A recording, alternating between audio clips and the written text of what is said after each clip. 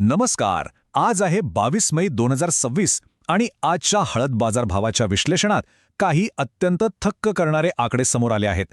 हे केवळ आकडे नाहीत बरं का, तर बाजाराची पूर्ण दिशा बदलणारे मोठे आणि स्पष्ट संकेत आहेत.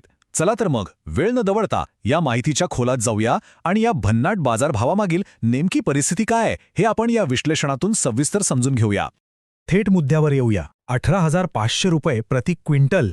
होय, राजापुरी हळदीने गाठलेला हा उच्चांकित दर खरोखरच डोळे विस्फारून टाकणारा आहे. बाजारात सध्या उच्च दर्जाच्या हळदीसाठी किती प्रचंड स्पर्धा आणि हातोहात मागणी आहे हे या एकाच आकड्यावरून अगदी स्पष्ट होतं. हा आकडा म्हणजे फक्त एका दिवसाची तेजी नाही, तर चांगल्या दर्जेदार मालाची बाजारातील खरी ताकद आहे. हा उच्चांकित दर पाहिला की बाजारातील सध्याचा उत्साह आणि भविष्यातील शक्यतांचा अचूक अंदाज आपण सहज बांधू शकतो. आता वळूया प्रमुख बाजार समित्यांकडे आणि पाहूया दरांमध्ये आलेली ही मोठी उसळी. सांगली आणि वाई या दोन अत्यंत महत्त्वाच्या बाजार समित्यांमधील कमाल दरांची तुलना केली तर सध्या बाजारात नेमकं कोणाचं वर्चस्व आहे हे लगेच लक्षात येतं. सांगली बाजारात राजापुरी हळदीला किमान 13,500 रुपयांपासून सुरुवात झाली आणि कमाल 18,500 रुपयांचा ऐतिहासिक टप्पा गाठला गेला. तिथेच वाई बाजार समितीतही लोकल हळदीच्या दराने मागे न राहता किमान 12,500 रुपयांपासून सुरुवात करत चक्क 16,700 रुपयांपर्यंत मजल मारली आहे.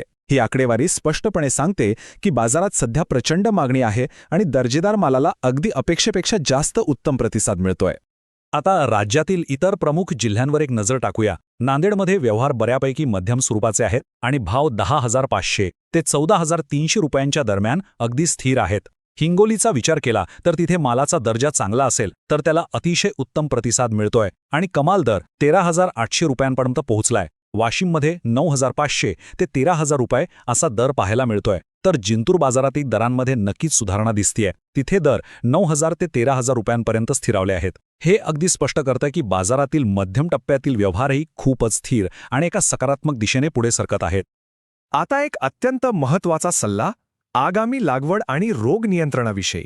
आपल्याला माहितीच आहे, कोणत्याही यशस्वी उत्पादनाचा पाया हा योग्य सुरुवातीवरच अवलंबून असतो. म्हणूनच पहिला टप्पा अत्यंत महत्त्वाचा आहे. नवीन हळद लागवडीसाठी कायम उच्च आणि प्रीमियम दर्जाच्या बियाण्यांचीच निवड करणं. आणि दुसरा टप्पा जो खऱ्या अर्थाने निर्णायक आहे तो म्हणजे बियाण्यांवर ट्रायकोडर्मा किंवा सुडोमोनास सारख्या जैविक घटकांची प्रक्रिया करणे. आता विचार करा, हे इतकं महत्त्वाचं का आहे? याचं सरळ आणि सोपं कारण असं की या विशिष्ट जैविक प्रक्रियेमुळे बियाणं जमिनीत सडण्यापासून वाचतं, पिकांवर येणारे संभाव्य रोग लक्षणीयरित्या कमी होतात आणि शेवटी हातात येणारं एकूण उत्पादन भरघोस वाढतं. हे एक अत्यंत साधं पण खूपच प्रभावी वैज्ञानिक पाऊल आहे जे कोणीही टाळू नये. या विश्लेषणाच्या शेवटी एक अत्यंत विचार करायला लावणारा प्रश्न उभा राहतो. आगामी लागवड हंगामासाठी वापरले जाणारे बियाणे खरोखरच सुरक्षित आहेत का? आजच्या या थक्क करणाऱ्या बाजारभावांनी आपल्याला हेच दाखवून दिलंय की जर माल दर्जेदार असेल तर त्याला किती मोठा आणि दमदार आर्थिक परतावा मिळू शकतो. त्यामुळे आता केवळ लागवड न करता योग्य बियाणे आणि योग्य बीज प्रक्रिया ही काळाची अत्यंत महत्त्वाची गरज बनली आहे. या माहितीचा नक्कीच खूप मोठा फायदा होईल. रोजच्या अशाच नवनवीन कृषी आणि हवामानविषयक माहितीसाठी नक्की जोडलेले रहा. हळद बाजाराचे आजचे ही सविस्तर विश्लेषण आपण इथेच थांबूया. धन्यवाद.